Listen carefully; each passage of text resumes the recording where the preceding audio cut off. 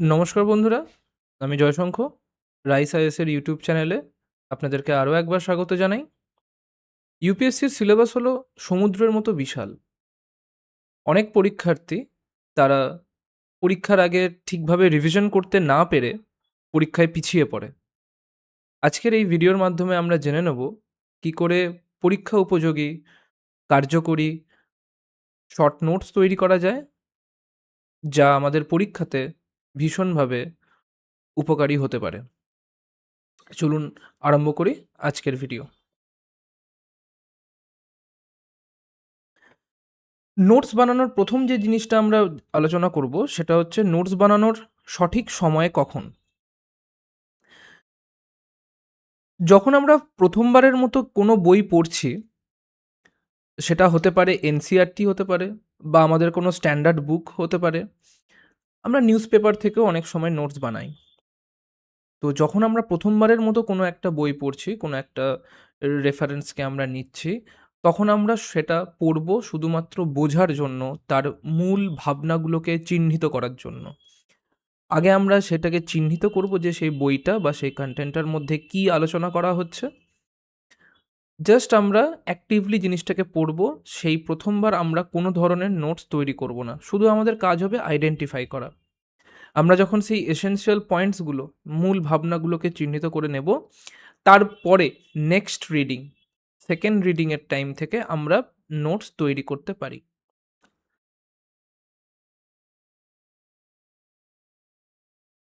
Notes তৈরির প্রথম যে স্টেপগুলোর আমরা এখানে আলোচনা করব, সেটা হচ্ছে ইউপিএসসির সিলেবাস অনুযায়ী যেন আমরা নোটসটা বানাই। এটার মানে হচ্ছে আমরা যখন নিউজ পেপার পড়ব, আমরা দেখব যে আমরা দেখে থাকি যে নিউজ পেপারে রাজনৈতিক আলোচনা নিয়ে প্রচণ্ড বেশি হাইপ তৈরি করা হয়, বা এমন অনেক কিছু খবর সেখানে পরিবেশিত হয় যেগুলো আমাদের এক্সাম ওরিয়েন্টেড থাকে না। তো যখন আমরা নোটস বানাবো সেটা আমাদেরকে মাথায় রাখতে হবে যে ইউপিএসসি যে সিলেবাসটা প্রত্যেক বছর তার অফিসিয়াল নোটিফিকেশন যখন বার করে তার সাথেই বার করে থাকে, সেই অফিসিয়াল নোটিফিকেশনে যে সাবজেক্টগুলো মেনশন থাকে, যেরকম GS paper 1, GS paper 2, GS paper 1-এর ভেতরে history, geography, society, social issues এগুলো মেনশন থাকে। তার ভেতরে আরও সাব পয়েন্ট আছে। আমাদের রাইস আইএসের ইউটিউব চ্যানেলের অনেক ভিডিও এরকম আপলোড করা হয়েছে যেখানে প্রত্যেকটা পেপার নিয়ে ডিসকাশন হয়েছে, যে প্রত্যেকটা পেপারে কোন পেপারটা কীভাবে পড়তে হবে, তার কী কী ভাগ আছে ইত্যাদি। তোমাদেরকে বলবো সেই ভিডিওগুলো দেখে এই প্রত্যেকটা পেপার বা সিলেবাস নিয়ে একটা ওভারঅল আন্ডারস্ট্যান্ডিং তৈরি করতে। তো ফিরে আসি আমাদের আলোচনায়, মূল আলোচনায়, যেখানে আমরা ইউপিএসসির সিলেবাস সেটাকে স্ট্রিক্টলি ফলো করব। সেটার বাইরে গিয়ে আমরা যেন কোনো ধরনের নোটস না তৈরি করি। সেটা আমাদের নিউজ পেপার থেকে হতে পারে, সেটা স্ট্যান্ডার্ড বুক থেকে হতে পারে। স্ট্যান্ডার্ড বুক যখন পড়ছি তোমাদের মনে হতেই পারে বুকের ভেতরে যা যা লেখা থাকবে, এনসিইআরটিতে যা যা লেখা থাকবে সবই ইম্পর্ট্যান্ট। অ্যাকচুয়ালি না, সব ইম্পর্ট্যান্ট না। সব কিছু লজিক্যাল আন্ডারস্ট্যান্ডিংয়ের জন্য ভালো, কিন্তু তুমি যদি দেখো প্রিভিয়াস ইয়ার কোয়েশ্চেন্স, তখন তুমি দেখলে বুঝতে পারবে যে একটা চ্যাপ্টারের কোন জায়গা থেকে কোয়েশ্চেন্স বারবার ধরে আসছে। তুমি তখনই আইডেন্টিফাই করতে পারবে যে এই চ্যাপ্টারের এই অংশটা বেশি ইম্পর্ট্যান্ট, তাই তুমি ওখান থেকে বেশি পরিমাণে নোটস, খুব ডিটেলস নোটস বানাবে। তাই জন্যই আমি তোমাকে প্রথমবার বলেছিলাম যে ফার্স্ট রিডিংয়ে কোনো নোটস বানাবে না। যখন ফার্স্ট রিডিং হচ্ছে তখন কোনো নোটস বানাবে না। সেকেন্ড বা থার্ড রিডিং থেকে নোটস বানানোর চেষ্টা করবে। আচ্ছা, এই নোটসগুলো কি খুব বড় হবে, ছোট হবে, কি হবে? আমরা সেইটা নিয়ে আরও বিস্তারিত আলোচনা করছি। আমাদের এই আলোচনার সঙ্গে থাকো। তো সিলেবাস যেটা আমরা বললাম যে সবসময় নিজেদের সাথে একটা কপি রাখো। এখানে দুটো কপি থাকবে, একটা হচ্ছে তোমার জিএস পেপারের জন্য, আরেকটা হচ্ছে তোমার অপশনাল পেপারের জন্য। এখানে অপশনাল পেপারে আমরা জানি যে তোমাদের দুটো পেপার থাকে, পেপার 1, পেপার 2। তার সিলেবাস কী সেটা যেন সবসময় তোমরা ভার্বাটিম মাথার মধ্যে রাখার চেষ্টা করবে, এবং জিএস যে পেপার থাকে সেখানেও তোমরা কিন্তু সিলেবাসটাকে সবসময় রাখবে। নোটস যখন বানাবে সেটা টপিক ওয়াইজ হতে পারে, সিলেবাস ওয়াইজ অবশ্যই সিলেবাসের হেডিংটা দিলে যে কোন সিলেবাসের কোন পার্টের সাথে তোমার নোটসটা যাচ্ছে, সেটা এইভাবে subject wise topic wise segregate করতে করতে যাবে। তাতে কি হবে, পরীক্ষার আগে তোমার ওটাকে ভালোভাবে রিভাইজ করতে সুবিধা হবে, সেটাকে ভ্যালু অ্যাডেড করতেও সুবিধা হবে, সেটাকে শর্ট করতেও সুবিধা হবে। অযথা আননেসেসারি যে ইনফরমেশনসগুলো, সেগুলোকে তুমি কালেক্ট করতে থেকো না। তুমি অ্যাসপায়ার করছো ডিস্ট্রিক্ট কালেক্টর হওয়ার জন্য, নাকি তুমি একজন ইনফরমেশন কালেক্টর হওয়ার জন্য। তো তোমাকে এটা ভালো করে বুঝতে হবে যে তুমি কোন ইনফরমেশনটা তোমার নোটসের ভেতরে রাখবে আর কোন ইনফরমেশনটা তুমি নোটসের ভেতরে রাখবে না। তো এটা তোমাদেরকে মাথায় রাখতে হবে। এরপরে যেটা তোমার মনের মধ্যে প্রশ্ন আসবে যে আমরা যে নোটসটা যখন বানাচ্ছি, প্রিলিমস আর মেন্সের যখন নোটসটা বানাচ্ছি, তো সেটা কি একসাথে বানাবো না আলাদা আলাদা বানাবো? এখানে বিভিন্ন যারা অ্যাসপিরেন্ট বা পরীক্ষার্থী, তারা বিভিন্ন অ্যাপ্রোচ ফলো করে থাকে। অনেকে যেটা করে থাকে সেটা একটাই নোটস বানায়, যেখানে প্রিলিমস এবং মেন্স তারা একসাথে নোটস বানায়। কিন্তু আমাদের মনে হয় যারা সফল পরীক্ষার্থী, তাদের বিভিন্ন ইন্টারভিউ এবং যারা এই ইউপিএসসি কোচিংয়ে যারা ভালো পড়ায়, তারাও অনেকে এটা রেকমেন্ড করে থাকে যে প্রিলিমস এবং মেন্সের ক্ষেত্রে আলাদা আলাদা নোটস বানানোটা খুবই কার্যকরী। কেননা প্রিলিমস পরীক্ষার জন্য তোমাদের কনসেপচুয়াল ক্ল্যারিটি দরকার, তোমাদের ডেফিনেশন, কি ফিচার্স, ফ্যাক্টস, এগুলো বেশি করে তোমাদের মাথার মধ্যে থাকা দরকার। সেক্ষেত্রে মেন্সের জন্য দরকার কি না, ইস্যু অ্যানালাইসিস, ওয়ে ফরওয়ার্ড, এই জাতীয় যেগুলো বিস্তৃত আলোচনার মাধ্যমে বোঝানো যায়, সেই জিনিসগুলোকে তোমার মেন্সের নোটসে থাকতে হবে। তাহলে প্রিলিমসের যখন নোটস বানাচ্ছ তুমি, সেটা হবে ওয়ান লাইনার, ফ্যাক্টস, ডেফিনেশন, এগুলো দিয়ে। যখন তুমি মেন্সের নোটস বানাচ্ছ, তখন সেটা হবে একটু বিস্তৃত আলোচনা কেন্দ্রিক, তার ভেতরে ছবি থাকবে, তার ভেতরে ইন্ট্রোডাকশন, বডি, কনক্লুশন, এরকম পুরো প্রসেসে একটা লেখা থাকবে। যাতে কি হবে, যখন তুমি মেন্স ওরিয়েন্টেড পড়াশোনাটা করছো, তখন তোমার এই কোনো একটা টপিক নিয়ে ওভারঅল ঠিকঠাক আন্ডারস্ট্যান্ডিং ডেভেলপ হতে পারে। অবশ্যই এখানে আমরা এক্সাম্পলস, কেস স্টাডিজগুলোকে এনরিচ করতে থাকবো মেন্স আনসার রাইটিংয়ে।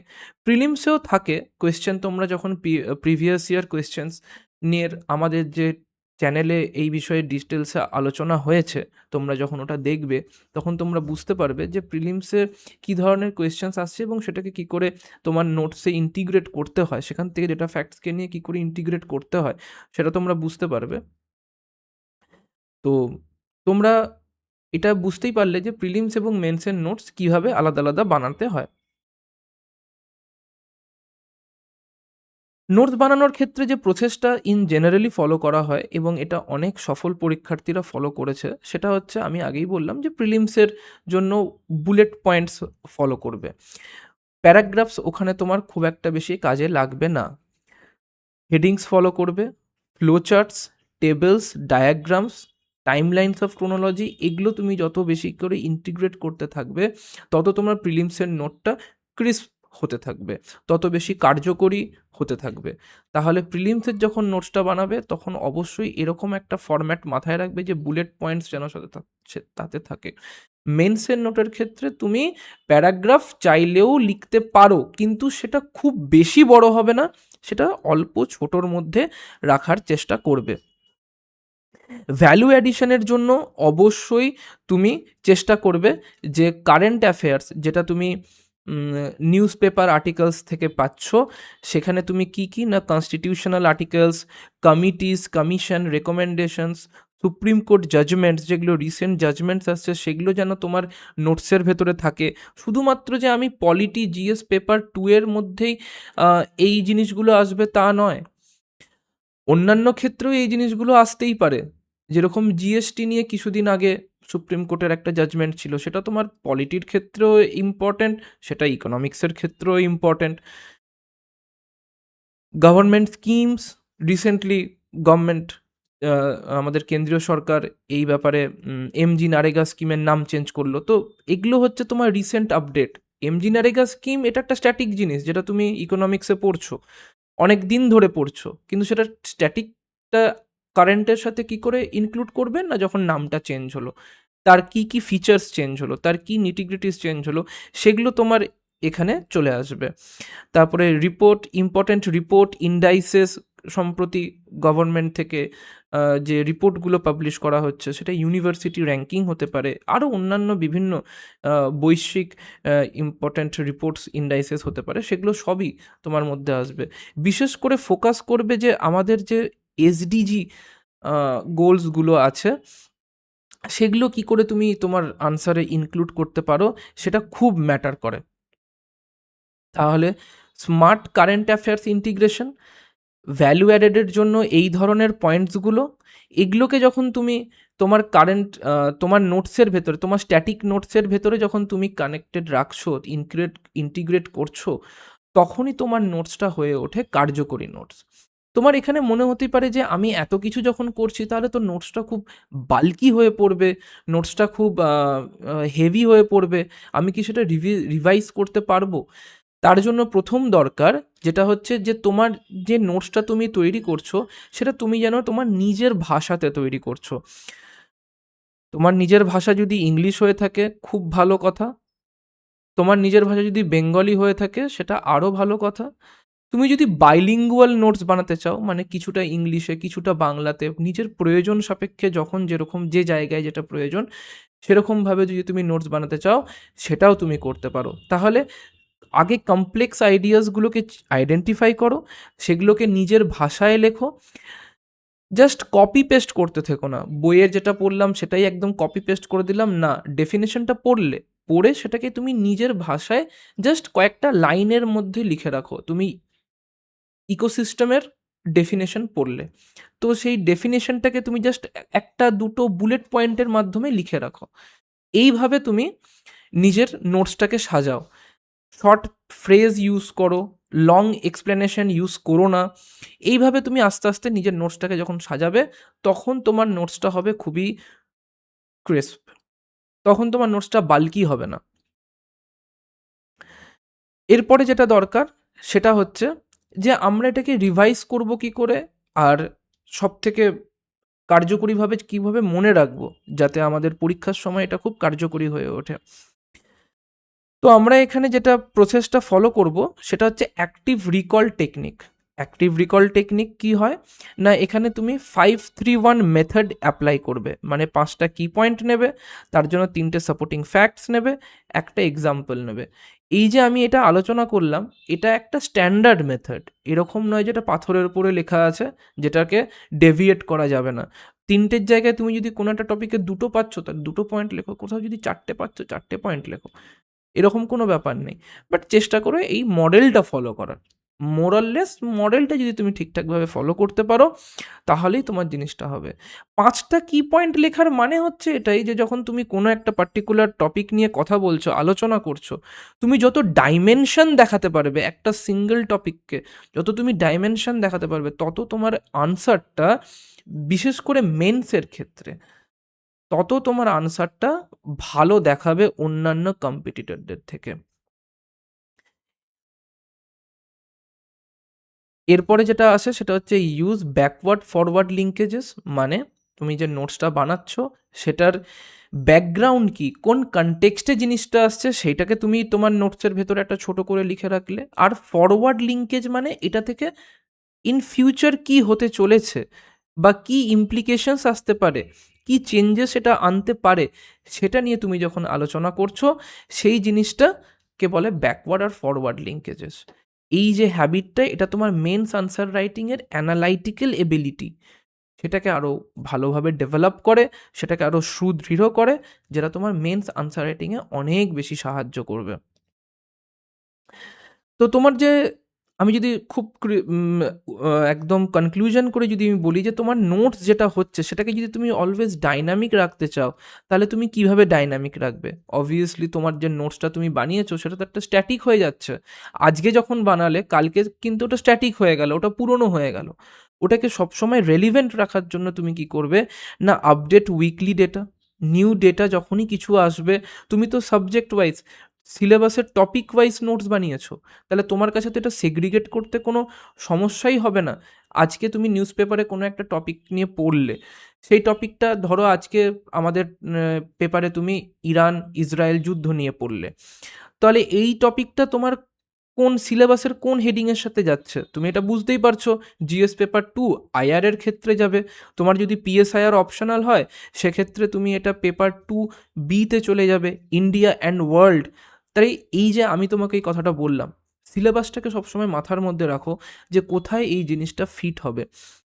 তাহলে তোমাকে নিউ ডেটা দিয়ে সবসময় আপডেটেড রাখতে হবে নিজের স্ট্যাটিক নোটসকে।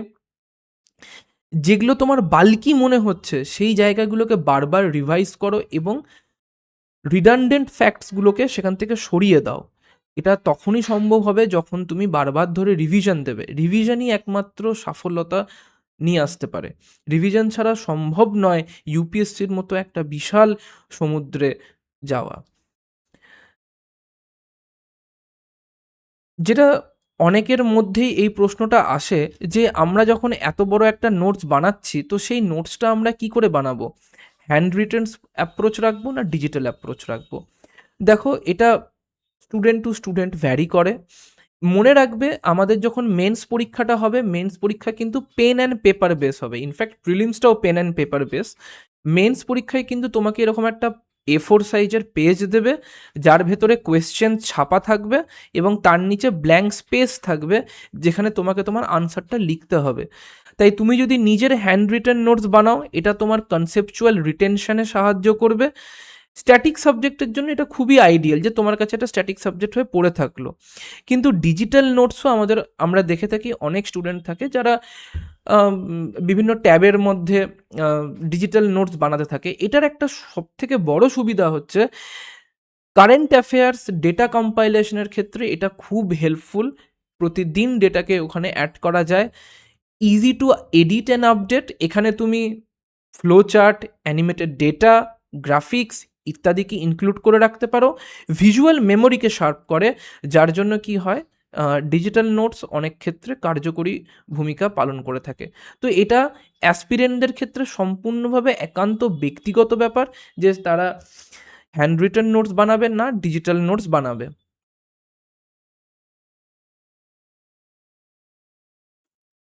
তো উপসংহারের ক্ষেত্রে আমি যদি বলি যে ফাইনাল পার্সপেক্টিভ যদি আমাকে বলতে হয় তাহলে ইউপিএসসি সাকসেস 3টে পিলারের ওপরে দাঁড়িয়ে থাকে। একটা হচ্ছে কনসেপচুয়াল ক্ল্যারিটি, একটা হচ্ছে স্ট্রাকচার্ড থিঙ্কিং, একটা হচ্ছে রিপিটেড রিভিশন। তোমার যখন একটা টপিকের ওপরে, ধরো তুমি হিস্ট্রি সাবজেক্ট নিয়ে কথা বলছো, তো প্রথমে পাষাণ যুগ মানে যেটাকে আমরা বলে থাকি প্যালিওলিথিক এজ, তারপরে চ্যালকোলিথিক এজ বা মেটাল এজেস স্টার্ট হচ্ছে, তারপরে আইভিসি, তারপরে মেগালিথ। এই যে একটা ক্রোনোলজিক্যাল আইডিয়া, কনসেপচুয়াল ক্ল্যারিটি যখন থাকছে সেটা তোমার কাছে বেশি ইম্পর্ট্যান্ট। তোমার তোমার কাছে যদি এই আইডিয়াটাই না থাকে, এই ক্ল্যারিটিটাই না থাকে কোনটা কার পরে হচ্ছে ইভেন্ট, তাহলে তুমি সেখানে খুব স্টাম্বল করতে পারো। স্ট্রাকচার্ড থিঙ্কিং, এই যে পুরো প্রসেসটা, পুরো হিস্ট্রি সাবজেক্টটাকে তুমি একটা স্ট্রাকচার্ড ওয়েতে তুমি ভেবে রাখছো, সেটা তোমাকে হেল্প করবে। আর repeated revision, this is the key to unlock your UPSC success. এটা যখন তুমি করতে পারবে তখন তুমি ইউপিএসসি পরীক্ষার সিএসসি পরীক্ষার আগে তুমি ভাবতে পারো যে তোমার নোটস রেডি। এবারে আসছে সচরাচর যে কোয়েশ্চেন্সগুলো একজন ইউপিএসসি ক্যান্ডিডেটদের আমাদের মনের মধ্যে থাকে যে আমরা নোটস কি করে বানাবো। অবভিয়াসলি আমরা এতক্ষণ ধরে সেই ভিডিওটার মাধ্যমে এটাই আলোচনা করলাম যে আগে রিলায়েবল সোর্সগুলোকে নিয়ে তুমি আগে ফিক্স হও, তারপরে ডিভাইড করো সেগুলোকে সাবজেক্ট ওয়াইজ, নিজের ভাষাতে লেখো, হেডিংস সাবহেডিংস এগুলোকে ইউজ করো। ইউপিএসসি সিলেবাসের বাইরে কোনো জিনিস যেটাই থাকবে সেই জিনিসটাই তোমার জন্য আনইম্পর্টেন্ট, সেটা তোমার ক্ষেত্রে কোনো কাজে লাগবে না। ভ্যালু অ্যাড করতে থাকো সবসময়, নিউজ পেপার হোক, ম্যাগাজিনস হোক। আমরা কিছু ম্যাগাজিনস পড়ে থাকি, Yojana magazine, down to earth magazine, এগুলো বিভিন্ন ধরনের ম্যাগাজিন আমরা পড়ে থাকি আমাদের প্রস্তুতির জন্য। তো সেইগুলোকে তুমি এর ভেতরে ইনক্লুড করো। ডায়াগ্রাম, ফ্লো চার্ট যত বেশি করে ইউজ করতে পারবে সেটা তোমাকে তত বেশি এজ দেবে। তোমার প্রতিপক্ষ যে কম্পিটিটর থাকছে তোমার সাথে, তাদের থেকে তোমাকে একটা এজ দেবে। Revise regularly, this is the main point. তোমাকে রিভাইজ করতেই হবে। তুমি যদি রিভাইজ না করো তাহলে কিন্তু তুমি এখানে ইউপিএসসিতে তুমি কিন্তু সফলতা পাবে না। তাই তোমাকে এটা রিভাইজ যদি তুমি রেগুলার বেসিসে করো তাহলেই একমাত্র সম্ভব। এরকম আমাদের এই ভিডিওটা এখানেই শেষ করছি। আশা করি তোমাদের এই ভিডিওটা খুবই ভালো লেগেছে। ভালো লেগে থাকলে নিজের বন্ধু-বান্ধবদের মধ্যে শেয়ার করো। আর চ্যানেলটিকে সাবস্ক্রাইব করো এবং এরকম আরও অনেক কনটেন্টের জন্য আমাদের চ্যানেলের সাথে যুক্ত থেকে থাকো। নমস্কার।